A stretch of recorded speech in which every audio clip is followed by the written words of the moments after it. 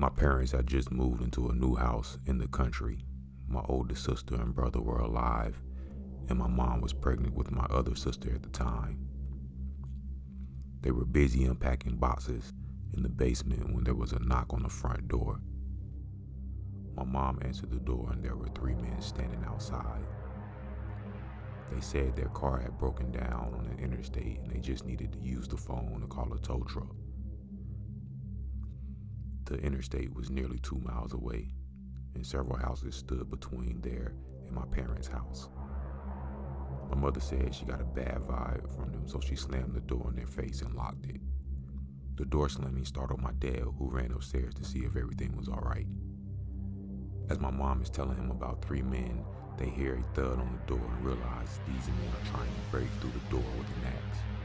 The door was made of metal.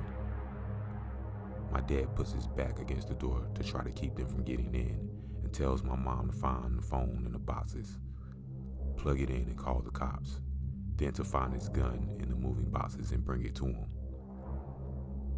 She runs downstairs, finds the phone, gets it plugged in, and calls the police while my dad stands with his back to the door shouting that he has a gun.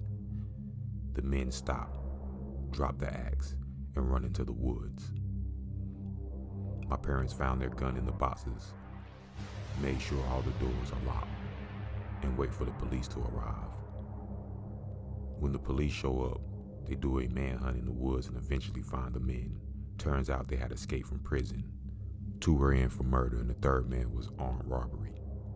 And the car they stole had in fact broken down on the interstate. They said they stopped at my parents' house because there were no neighbors close by and they figured they could hide out there for a while without being bothered. For me, the scariest part was the fact that instead of getting rid of the metal door with axe holes in it, they moved it into the basement doorway and moved the basement door to the front door. So my whole childhood, anytime I saw the basement door, I was reminded about some axe-wielding convicts who wanted to chop our door down and break in.